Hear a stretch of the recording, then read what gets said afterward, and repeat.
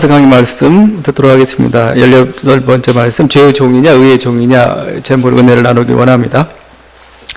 지금 우리가 예수를 믿는다는 것, 그건 그냥 단순하게 입술로 또 마음으로 고백하는 것, 이럴 정도만 생각하고 있는데, 여러분 로마서를 계속 읽으면 읽을수록 이게 심각해집니다. 갈수록. 단순한 게 아니에요. 갈수록 굉장히 심각해지는 것이죠. 그냥 입술만의 고백인 줄 알았더니 그게 아니었어요. 지난번엔 제가 결혼으로 이렇게 비유를 했죠. 오늘은 이 믿음이라는 게 뭐냐라고 할 때, 저는 이걸 어떻게 표현할까 하다가 군대의 신병모집과 같다 이겁니다. 군대의 신병모집. 지금 막 전쟁이 벌어졌어요. 적진이 있고 우리가 막 전쟁이 막 벌어졌는데 갑자기 이제 우리가 동원됐습니다. 동원돼가지고 이제 그리스도가 대장 되셔가지고 이 어떻게 보면 이 싸움터에 지금 이제 나가야 돼요. 예수 그리스도의 군사가 된다는 겁니다. 내가 예수 그리스도를 믿는다는 것, 내가 믿음을 가졌다는 것은 다른 게 아니고 나는 대장 되신 예수 그리스도의 군사가 되었다. 그 고백이고 싸움의 시작입니다. 사실은요. 갈수록 심각해지는 거죠. 어떻게 보면. 왜 그러느냐? 우리가 살고 있는 세상이 만만치가 않아요. 오늘 말씀에서 죄가 굉장히 많이 나오고 있죠. 근데 죄라는 단어들을 규정하고 있는 것들, 죄를 뭐라고 표현하고 있느냐? 그냥 우리가 죄라고 할 때 어떤 뭔가 이게 중립적인 거 아니면 어떤 명제 해가지고 내가 지키든지 안 지키든지 일어날 때 명제 정도만 자꾸 생각을 하는데, 그게 아니고 죄는 세력입니다. 다른 식으로 따지면 파워입니다. 파워. 죄는 12절이죠. 죄가 너희 죽을 몸을 지배하지 못하게 하라. 우리 몸을 지배하고 있는 게 있어요. 내가 내 의지대로 그래 난 오늘 선을 택할게. 오늘 나는 오늘은 좀 유혹이 되는데 그래 악을 따라가 볼까? 자기가 결정할 수 있는 게 아니에요. 여러분 죄로 몰아간다 이겁니다. 이게 지배라는 겁니다. 우리 죽을 몸을 통해서 뭔가 죄가 원하는 안 좋은 일들 자꾸 이렇게 우리를 끌고 간다 이거죠.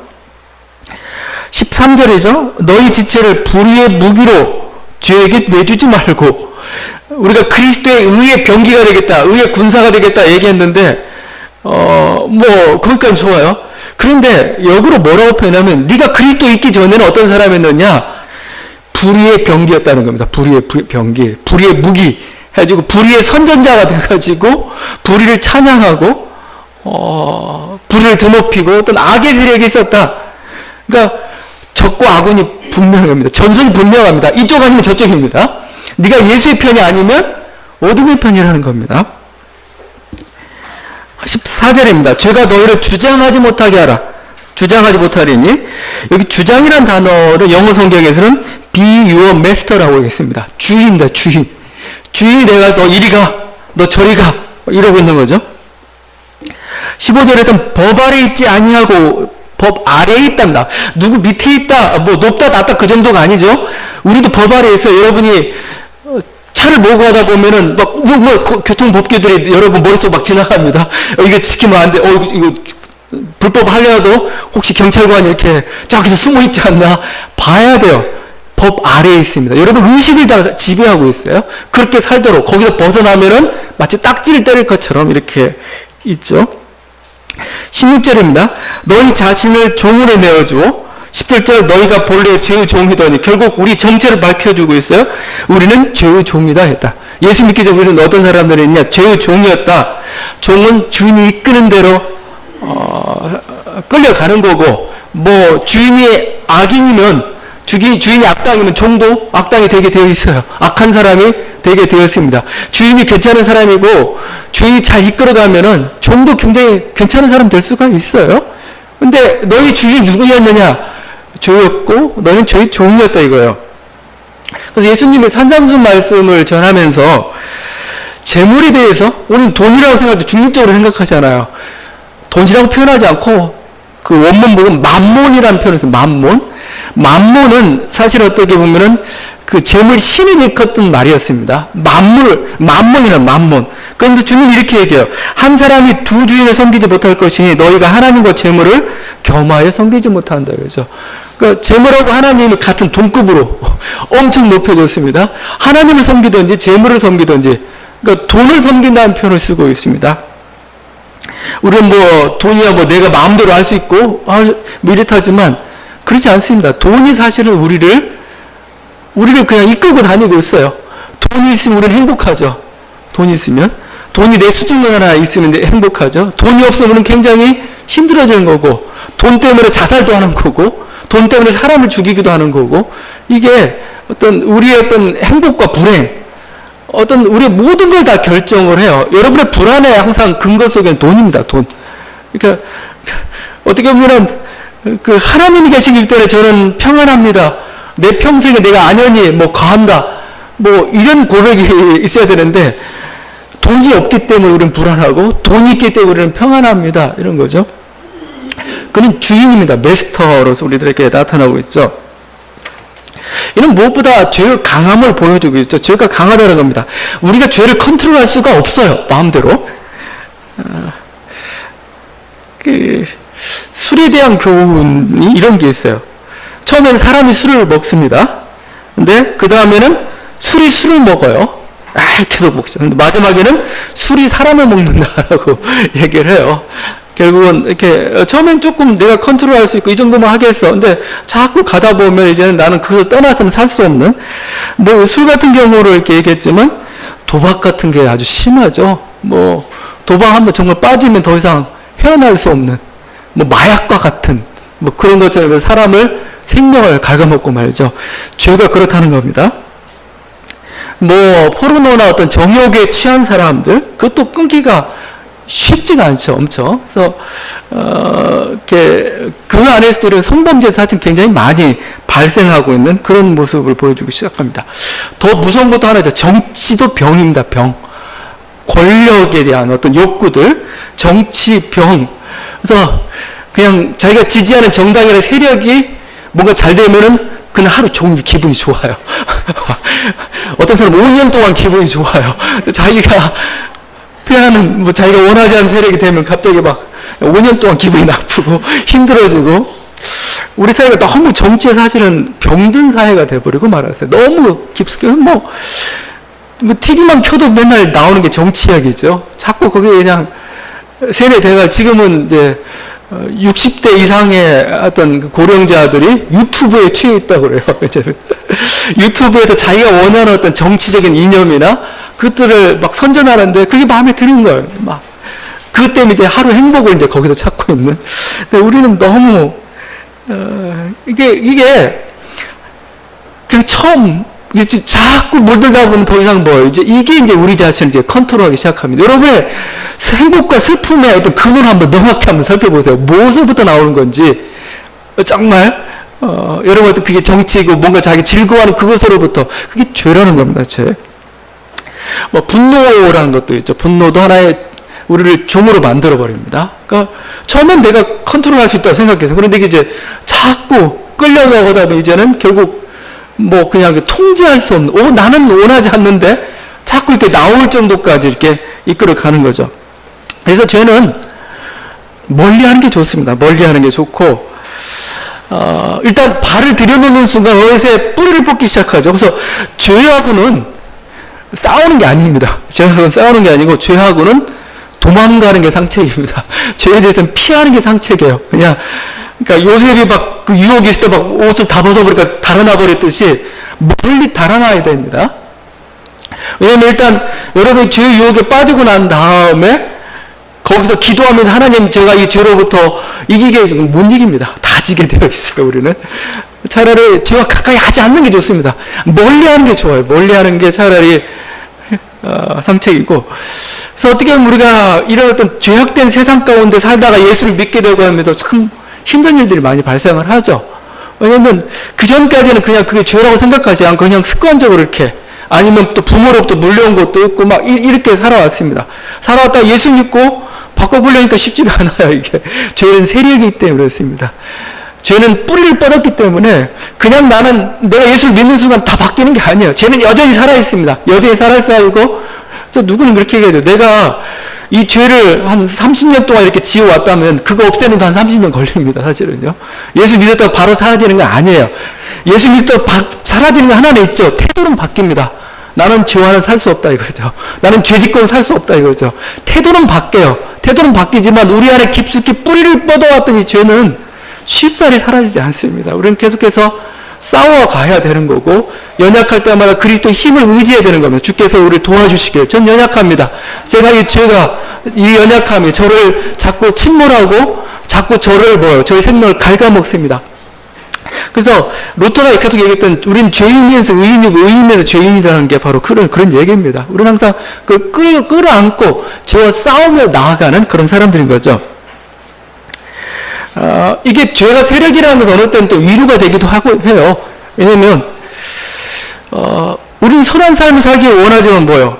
죄 때문에 어쩔 수 없이 그렇잖아요. 그 더러움에 빠지고 막 그러죠? 변명거리가 생겼잖아요. 죄 때문이야.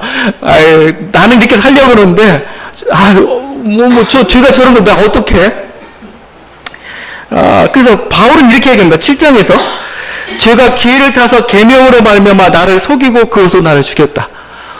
나는 이제 열심히 잘 살아보려고 그랬는데 죄가 어느새 와가지고 나를 이렇게 그런 식으로 몰아갔다 이겁니다. 선을 행하기 원하는 나에게 악이 함께 있는 것이라 이거죠.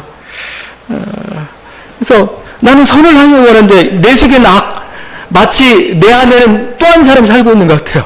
두 사람이 지금 살고 있는 거죠. 착하게 살기 원하는 나, 그 다음에 자꾸 악으로 이렇게 이끌어가는, 마치 두 존재가 내 안에 살고 있는 것처럼 이렇게 보이기도 하고 그렇습니다. 그래서 바울이 이런 탄식을 했죠. 오라, 나는 공고한 사람이다. 나는 정말 이 사망의 몸에 나를 누가 구원해야. 어떻게 보면 정말 악에 대해서 발버둥치고 어렵게 살아보려고 하고 그런 사람들 어떤 단말마와 같은 그 어떤 탄식이 바로 오라, 나는 공고한 사람이다. 여러분, 일단 우리 자신을 인정하십시오. 왜냐하면 나는 죄의 속을 가운데 살았기 때문에. 이 조선사회, 실제 조선사회, 유교에 또 깊이 뿌리를 박으면서, 물론 좋은 점도 있었겠지만, 안 좋은 뿌리들이 우리 속 가운데 아주 깊숙이 박혀 있을 겁니다. 우리는 그런 유전자를 물려받았어요. 그리고 또, 나도 그거에 대해 무감각하게 그냥 그걸 받아들였습니다.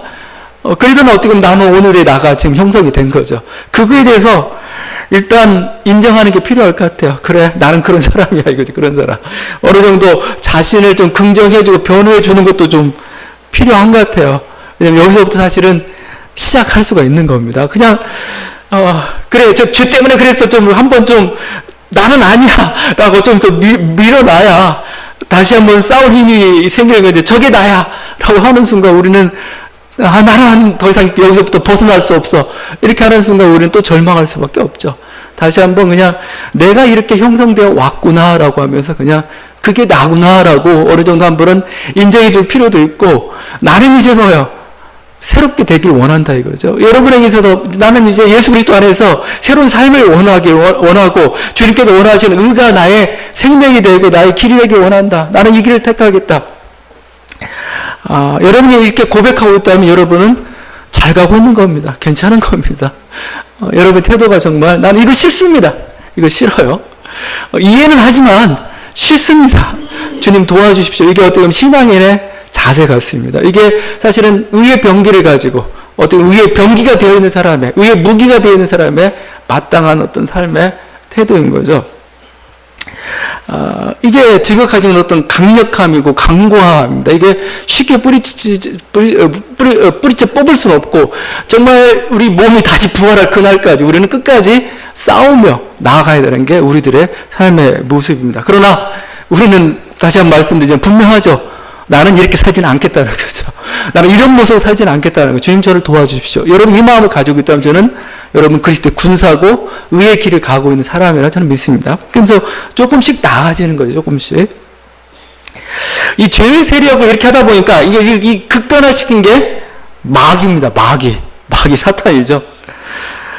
근데 이 마귀 사탄이라고 하면은 이제 마귀는 하나 인격화된 존재이고 뭔가 어떤 인격화된 존재이기 때문에 실제적인 힘도 행사하고 그게 뚜렷이 오기 시작해요. 근데 제가 이 로마서를 읽으면서 좀 이상한 게, 로마서에서는 바울은 사탄 마귀라는 말을 안 쓰려고 해요. 사탄 마귀. 제가 다 세어보니까 딱 한 번 나와요. 그 16장 마지막에 주님과 재림과 관련돼 가지고 사탄은 속히 너희 발에 무릎 꿇게 하기를 원한다고 이 정도부터 끝나는 거지. 지금 죄의 세력이라고 이걸 여러분 머릿속에 막 마귀를 먼저 연상시키고 너는 마귀의 노예야 이렇게 하고 싶은데 바울은 그렇게 가지 않아요. 왜 그럴까요? 바울에게 가장 사실은 마귀는 주인이 아닙니다. 주인이 아니에요. 마귀는 유혹자예요. 유혹자. 결국 내 삶을 내 인생을 결정한 건 여러분 자신입니다. 내가 의의 길을 선택할 건지 죄의 길을 선택할 건지 여러분 자신이에요. 여러 가지 유혹도 있고 여러 가지 뭐라고 하는 사람이 있지만 그걸 최종 결정하는 건 내고 책임질 정도는 내가 가야 되는 겁니다. 마귀가 등장하는 순간 뭐예요? 마귀를 유혹하는 세력이 주인이 아니에요. 근데 마귀를 언급하는 순간 뭡니까? 마귀 탓을 하게 돼요. 마귀 때문에죠. 마귀 때문에. 그게 이제 아담이 전형적으로 하나님께 탓했던 거고 모든 인류들이 그렇게 탓을 했습니다. 자기가 결정해야 될 건데 자기 책임인데 자꾸 넘겨버려요. 어떤 그런 것 때문에 이제 사도 바울은 절대 마귀란 단어로 지금 이 전선에 끌어들이지 않아요. 네가 결정을 하세요. 너 의의 병기가 될 건지 불의의 병기가 될 건지 네가 결정해라 지금 이렇게 얘기하고 있어요.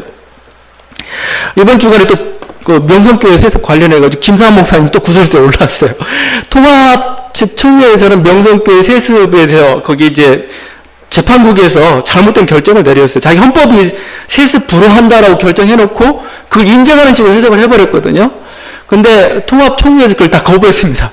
다시 재판해라 하고 이렇게 내려왔습니다. 이렇게 하면서 이제 이렇게 김상환 목사 좀 코너에 몰렸죠. 근데 이분이 새벽 기도회에서 설교에서 이렇게 얘기해버렸습니다. 무슨 세습이냐는 거요. 자기는 자기 아들한테 십자가를 물려줬다는 거예요. 고뇌를 물려주는 것 이게 세습이냐고 해서요. 그런 십자가면 저한테도 물려주세요. 그 수백억 관련한 게 얼마나 힘들어요. 수만 명의 교인 관리가 힘들죠. 십자가죠. 그러면 하는 얘기가 세습에 반대하는 세력들은 뭐라고 표현하냐면은 명성교회를 반대하는 마귀의 사주에 이렇게 놀아는 사람처럼 이렇게 해버렸습니다. 마귀가 그렇다라고 해버렸어요. 우리는 마귀를 자꾸 들먹거리는데 이 마귀를 들먹거릴 때 어쨌든 자기를 변명하기 위해서 이제 마귀를 들먹거리고 또 하나는 상대방 공격하기 위해서 자꾸 마귀라는 그 단어를 쓰고 있어요. 자기가 바꾸면 되는 겁니다. 자기가 바꾸면 되는 거고 그럴 것을 자꾸 마귀 탓하고 있고 마귀한테 자꾸 책임을 자꾸 돌리고 있어요. 여러분 사도 바울은 절대 지금 이 순간에 복음에 대해 설명하면서 마귀를 건들지는 않아요. 복음 앞에서 네가 결단해야 되는 거고 또 예수 믿기로 결단했다면 어떤 삶인지에 대해서 이제 명확하거든요. 의와 불의의 그 두 개 중에 어떤 걸 택할 거냐? 네가 과거의 옛사람의 습성대로 그걸 할 거냐? 아니면 새로운 어떤 인간 그 그리스도께서 보여준 참된 생명 있는 그 새 사람 살면서 살아갈 거냐? 결단해야 되거든요. 그걸 향해 가야 되는데 그걸 누구 탓을 할 수가 없는 것이죠. 우리들은 누구냐? 의의 종이라고 지금 계속 오늘 말씀은 얘기하고 있죠. 그리스도 믿는 신자들은 누구냐? 18절이죠. 또 22절이죠. 이제 너희가 죄로부터 해방되었다 이거죠. 예수 그리스도를 믿는 사람들 누가 죄로부터 해방된 사람. 옛사람의 그 모습 속에서 이렇게 아주 그냥 죄의 노예가 되었던 그들이 해방되었다. 마치 그 일제 식민지 상태에 우리가 광복했을 때 그때 쓰던 단어가 해방이죠. 그렇게 표현하고 너희가 그 전까지 그 일제 식민지 상태에서 자유도 없고 뭔가 주체성도 없고 발전도 못하고 그렇게 살아왔지. 근데 이제 뭐예요? 그리스도 안에서는 이제 해방이 주어졌다 표현하고 있습니다. 근데 해방이 주어졌더라도 그 민족이 힘이 없으면은 또 당하게 되어 있죠. 우리 민족의 비극이 그거죠. 힘이 없으니까 결국 이 외세들에 의해서 뭐죠? 그냥 나라가 또 분단되고 말았어요. 자, 그래서 어떻게 보면 우리가 또 민족의 역사도 그렇지만 우리도 뭐예요? 인간의 존재는 어떻게 보면은 힘 있는 분의 존재, 그 분의 밑에 들어가야 돼요. 그게 이제 그전에 했던 죄라는 세력의 노예가 되었다. 이제는 뭐죠? 의의 종이 되었다. 그죠? 의로운 분. 그래서 22절, 의에게 종이 되어 하나님께 종이 되어 계속 얘기하고 있죠. 또 의의 무기가 되었다. 의의 선전자가 되었다. 의의 종, 그리스도의 종 하게 되면 굉장히 안 좋게, 그거 부자유한 거 아니냐? 이렇게 한번 바꿔보세요. 만에 한용운이 선생님께 노래했듯이 나는 사랑의 노예가 된 사람. 사랑의 종 하면 막 사람 괜히 멋있다고 해요. 그래, 사랑의 종이지, 사랑의 종. 그거죠. 진리의 종, 의의 종, 자유의 종. 자유를 위해서. 민족의 종. 민족의 노예되는 굉장히 사람을 칭찬하고 우러르죠. 그처럼 우리들이 이제 의의 종이 되었다 이거죠. 그냥 단순히 어떤 우리 의지대로가 아니고 그리스도가 뭐예요? 의의 대장이 돼서 우리 함께 계세요. 우리가 의의 싸움 안에 우리를 도와주시겠다고 말씀하고 있습니다. 그리스도 그 능력으로 보죠. 이제 또한 뭐예요? 우리의 길은 잘된 길이에요. 승리의 길입니다. 우리는 이 예수 그리스도만 따라가게 되면 승리를 얻을 수가 있는 그 길입니다. 우리는 그 길에 섰다는 겁니다, 지금. 여러분, 우리가 죄에 대해 승리한 거 아닙니다. 우리가 죄를 이긴 거 아닙니다. 내가 예수 믿으면서 죄가 다 없어져 버린 거 아닙니다. 죄는 여전히 나를 괴롭혀요. 그러나 뭐죠? 이제 나는 죄의 편이 아니라는 겁니다. 나는 죄를 선택하지 않겠다는 겁니다. 나는 이제 의를 선택하겠다는 겁니다. 이제 뭐요? 이 싸움에서는 뭐죠? 결국 최후의 승리가 뭐예요? 의의 승리거든요. 하나님의 계획이고 하나님 크신 분이기 때문에 그렇다는 겁니다. 우리는 그 선상에 같이 하고 있어요. 물론 마치 최후의 승리 얻기까지는 여러 가지 우여곡절도 있고 여러 가지 소금의 전투들을 치러야 될 그런 모습이지만 우리가 지치지 않고 그 길을 가게 되면 결국은 온전한 승리를 얻을 수가 있습니다. 우리는 그 길을 지금 출발해 있는 거죠. 그래서 우리는 이 죄와의 싸움 계속 해야 됩니다. 죄라는 것은 이제 여러 가지 옛날도 그렇지만 지금도 여러 가지 모습으로 나타나고 있어요. 죄의 특징들이 있습니다. 교만, 탐욕, 폭력, 불평, 이기심, 무지, 여러 가지 형태들로 계속 예나 지금이나 그와 함께 어떻게 보면 죄는 뭐죠? 자기의 사람들로 하여금 이 사람들로 하여금 이제 불의로 자꾸 우리를 이끌어 가려고 해요. 그 맞은편에 있는 게 뭐냐? 성령의 열매라고, 성령의 열매. 성령의 열매가 무엇인지를 보이죠. 오늘 22절을 거룩함이 이른 열매라고 표현하고 있는데 바로 사랑과 기쁨과 평화와 인내와 친절과 선함과 신실과 온유와 절제입니다. 이게 우리들이 의의 병기로서 의의 사람으로서 지금 싸워가야 될 죄와의 싸움 속에서 사랑 열매 가지고 평가해 보세요. 이게 사랑의 길입니까? 이게 참된 기쁨입니까? 이게 참된 평화입니까? 옳습니다. 그럼 그 길이 옳은 길이에요. 의의 길이에요. 그 길로 가는 겁니다. 근데 이 길에 교만입니까? 탐욕입니까? 폭력입니까? 주님 원하시는 길이 아니에요. 우리가 싸워야 될 그런 세력이죠. 물론 우리들 개인적인 죄악들이야 싸울 수가 있습니다. 그냥 눈에 보이면 거짓말하지 말고 뭘 불의하지 말고 속이지 말고 그런 건 다 할 수 없고 너무 쉬워요. 보여요. 근데 가장 힘든 게 사회적인 악들입니다. 사회적인 악들. 교묘하게 숨겨져 가지고 그 모든 사람들을 이 악으로 이끌어가는 아마 소돔과 고모라가 대표적인 것 같아요. 소돔과 고모라. 소돔과 고모라가 망했어요. 망했는데 보통 그냥 보수 크리스찬들은 그냥 동성애 때문에 망했다고 너무 현상만 보고 있어요. 소돔과 고모라 일을 하나님 뭐라고 표현하냐면은 부르짖음이 내가 들리고 불의가 가득 찼다고 표현합니다. 불의가. 그 소돔과 고모라가 어떤 사회냐? 불의의 사회고 폭력의 사회입니다. 어떻게 보면 동성애는 폭력의 일종이에요. 그냥 그 형태로서 나타나는 거지 그 자체가 사실은 문제였느냐? 그러니까 성폭력이었습니다. 성폭력 사실은요. 그 다음 이쪽 사회는 친절이 없고 환대가 없는 그런 사회였어요. 그 천사를 영접하지도 않고 오히려 천사를 해코지 자기 쾌락의 도구로 삼아버리고 하는 그런 존재죠. 환대가 없죠. 환대. 사랑이 없는 그런 곳이었죠. 무정하고 방종한 사회였죠. 결국 이 사회 자체가 그렇게 되어 있고 거기서 롯은 뭐예요? 그냥 혼자 의인이었어요. 홀로 의인. 베드로후서에는 롯은 의인이라고 표현합니다. 그냥 혼자 버티는 의인. 그래서 롯은 그래도 환대를 했어요. 천사를 이렇게 영접하고 자기 집으로 이렇게 이끄는 환대를 했지만 결국 미약했습니다. 결국 소돔과 고모라는 망할 수밖에 없었던 거죠. 우리 시대도 또 사실은 마찬가지예요. 우리 시대에 죄악들이 있죠. 죄악들이 있고 그 죄악들에 우리는 맞서 싸워야 되고 이 싸움을 우리가 지면 결국은 민족이 위기로 가고 막 그렇게 되는 거죠. 현대 우리 사회의 가장 큰 죄악은 탐욕 같아요. 탐욕. 우리들 싸워야 될 게. 이건 교회도 결국 탐욕입니다. 탐욕. 목회자들의 그 자리 욕심, 권력 욕심, 뭔가 교회 확장 욕심, 뭐 이런 것들이 가득 차 있어가지고 그걸 안 누르려고 그래요.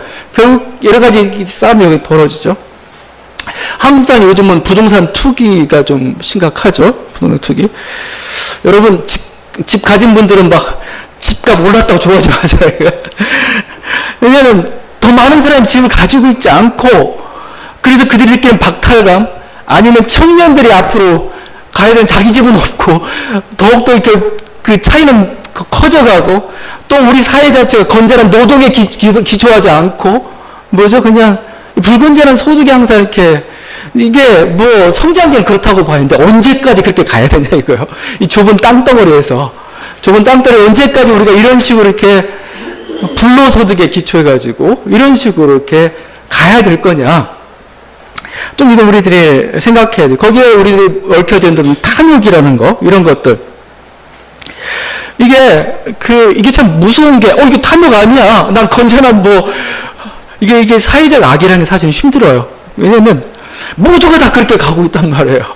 당연하다고 하고 있고, 사이트 봐도 우리 아파트 값 올리기 위해서 어떤 식으로 수단 방법을 지금 주민들마다, 우리 아파트도 그래요. 맨날 사이트 한번 싹 들어가 보면은 집값 떨어뜨리는 사람이 있으면 그냥 가서 죽일 듯이 막. 우리는 그렇게, 하여튼 이런 식으로 지금 우리도 살고 있고, 그러면서 막 정부가 대책 제대로 안 내렸다고 이렇게 욕만 하고 있고, 어떤 우리들 탐욕을 계속해서 확장시키는 이 모습, 이 모습을 언제까지 이렇게 할 건지, 어떻게 보면 이게 우리들의 모습 속에서 신앙적인 어떤 싸움으로서 한번 좀 더 심각하게 반성해보고, 왜냐면 이러면 민족이 분열되고, 어떤 불평등이 심화돼가고, 이거에 대해서는 우리도 좀 더 봐야 될 그런 문제들입니다. 어떻게 보면 또 여러 가지 이것뿐만 아니죠. 환경에 대해서도 얘기할 수가 있습니다. 저는 이제 차를 이렇게 몰고 다니는데, 옛날에 하여튼 이만열 교수님, 그분은 막 70대 지금 넘으셨는데 불구하고 맨날 대중교통 이용하고 다니세요. 전에 어떻게 대중교통 이용하십니까? 물어봤더니 그분이 하시는 말씀이, 요즘 우리 같은 나라에서 차 끌고 가는 건 죄야, 그런 거여서 제가 갑자기 가슴이 뜨끔해가지고. 사실은 환경 문제 같은 게 사실은 좀 심각하죠. 근데 저는 이제 인정하고 싶지 않아요. 그건 죄는 아니고요. 조금 하고 싶은데, 이분의 얘기는 뭐죠? 미래 후손의 자산을 뺏어가는 거고, 다른 사람에게 아주 건강하지 못한 그런 공기를 만들어내는 그런 악한 거라는 거죠. 하여튼 우리들 속에서 이게 어떤 죄라는 거, 이것들이 사실은 여러 가지 모습 속으로 우리들 편리하다, 우리가 함께한다, 그런 모습 살아있고, 그것 때문에 우리를 이건 무감각하게 만들어요. 근데 실제 그게 우리 민족들, 아니면 우리의 또 생명, 우리 이웃들의 생명들 사실 갉아먹고 있는 그런 것들이거든요. 우리 사회는 전쟁과 이념 갈등으로 이렇게 폭력과 분노가 만연한 그런 사회죠. 이 속에서 내가 그냥 개인적으로 난 사람 안 죽였어, 이러면 죄와의 싸움이냐 이거요. 사람 죽이는 거 안 돼, 이러면 죄와의 싸움이냐 이거죠. 아니죠.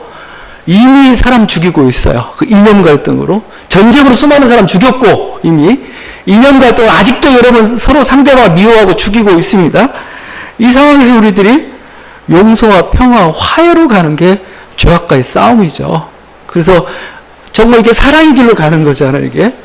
왜? 실제 사람을 죽이고 있는데, 실제 사람이 죽어가고 있는데, 아직도 나는 이념에 취해가지고, 그냥, 어떻게 보면 그것은 그야말로 10계명 중에 몇 계명을 살인하지 말라고부터 시작해가지고, 여러 가지 것을 우리가 범하고 있는 그런 죄죠, 죄. 근데 이게 하여튼 사회 구조적인 죄악들이 우리는 무감각하고 안 보이고 해서 막 이렇게 힘들어지고 있습니다. 여러분, 우리가 이런 사회 속에서 뭔가 사회는 경쟁과 아니면 이기심을 자극하며 가고 있죠. 이 속에서 우리도 표현가 뭡니까? 친절이고 나눔이고 환대죠, 환대. 예? 실제 나그네를 대접하라는 게 그냥 단순히 그냥 성경의 계명이고 의회 그냥 옛날에 그냥 고정거리점이 아니라고 봐요. 환대라는 게 얼마나 지금 사회에 중요해졌는가. 왜냐하면 세상에는 아직도 난민도 많고, 그 다음에 하나님은 아직도 이렇게 가난한 자의 모습으로서 갑자기 난민처럼 우리들에게 오고 계세요. 그분을 누가 언제 해보여? 어떻게 받아들일 거냐. 어떤 분이 초대하고 환대를 이렇게 나누는데, 괜찮은 것 같아요. 초대는 뭐 자기 계획이 있어요. 딱 계획 안에서만 와야 돼요. 통지된 선상에서 자기 의를 주장하거나 마찬가지입니다. 근데 환대는 뭐요? 전혀 계획하지 않았는데 갑자기 누가 나한테 도와달라고 오는 겁니다. 근데 그 손을 내가 내밀고 같이 할 거냐 말 거냐, 이게 굉장히 중요한 겁니다. 근데 이 순간 우리 여기서 하나님을 만날 수가 있어요. 하나님께서 내 인생을 통해서 새롭게 뭔가 열어가시는 그 놀라운 어떤 그 은혜들을 경험할 수가 있는데, 나는 그냥 초대만 하겠다 이거죠. 나는 나의 통제 수련을 하겠다 그러면은 여러분 결국 하나님을 만날 기회를 잃어버리고 말 겁니다. 이게 사실은 이게 죄죠. 하나님과 떨어지는 게 우리들의 그 모습이니까요. 이게 우리들의 모습입니다. 결국 성경은 이해를 이렇게 선언합니다. 죄의 삭은 사망이요 하나님의 은사는 그리스도 예수 우리 주 안에 있는 영생입니다. 그죠? 죄의 삭은 사망이요. 죄를 계속 지으면 결국은 뭐요? 이게 죄의 삭은 사망이라 하나의 법칙일 수도 있는데, 이렇게 보면 이렇게 얘기하는 게 더 좋을 것 같아요. 네가 계속 죄를 지으면 뭐죠? 결국 사망에 이를 수밖에 없다 이겁니다. 그러나 우리가 뭐죠? 그리스도 예수 우리 주 안에 있는 영생, 그리스도 예수를 믿고 따라가면 우리는 온전한 영원한 생명을 얻을 수가 있다 이거죠. 여러분 근데 죄의 길이 사망이면은 누가 사망을 선택하려 하겠습니까? 이게 생명이라면 누가 생명을 외면하겠습니까? 결국 우리들에게 문제가 뭐냐 이거. 제가 보니까 상상력이 좀 우리가 부족한 것 같아요. 상상력이 곧 믿음입니다. 믿음. 지금 당장은 달콤하게 보여도 그 결국은 사망이다 이거죠. 사망. 안 좋은 거다라고 우리들이 뼈저리게 아주 그냥 눈에 보이듯이, 이 사람이 상상력이 풍부한 사람이고 뭐죠? 이 사람이 사실은 믿음 있는 사람이죠. 지금 막 힘들고 어렵지만 뭐죠? 즐거워요. 왜냐하면 이 길을 가면 나에게 영생이 주어지기 때문에 즐거워요. 그 상상력이 풍부한 사람이 사실은요. 그게 사실은 믿음입니다. 왜냐하면 그 멀리 있는 건데도 불구하고 멀리 있는 그것 때문에 즐거워요. 이게 신앙들이 가졌던 삶의 모습들입니다. 제가 그 맹자 얘기를 조금 하고 가려고 그러는데요. 맹자가 이런 말을 했어요. 내가 물고기를 얻고 싶고 곰 발바닥도 얻고 싶다. 그런데 두 가지를 다 얻을 수 없다면 물고기를 버리고 곰 발바닥을 취할 것이다. 계속 읽어볼게요. 마찬가지로 생명도 내가 얻고자 하는 바요, 또 의도 내가 얻고자 하는 바다. 그런데 두 가지를 얻을 수 없다면 생명을 버리고 의를 취할 것이다. 말이 조금 어려울 수 있으면 무슨 말이냐면 이겁니다. 물고기와 곰발바닥이 어떤 게 맛있어요? 곰발바닥 먹어봤어요? 고등어는 맨날 먹어봤지만 곰발바닥 못 먹어봤잖아요. 귀하고 비싸고 맛있어요. 곰발바닥. 근데 둘 중에 하나 선택하라면 여러분 뭐 선택해요? 고등어 선택해요? 바보죠. 아니야, 이 곰발바닥이 얼마나 맛있는데, 이거죠. 근데 이제 다음이 역전이죠, 역전. 이게 뭐냐면은, 맹자 그런 얘기합니다. 생명과 의가 둘 중에 있다. 나는 의를 택하겠다, 이거죠. 생명을 마치 물고기처럼 보는 거고, 뭐죠? 의를 곰발바닥처럼 보는 겁니다. 비교가 안 된다는 겁니다. 자기는 의의 길을 가겠다는 겁니다, 의의 길이. 의의 길이 자기 목숨을 내놓는 것보다 더 소중하다라고 이렇게 얘기한 거죠.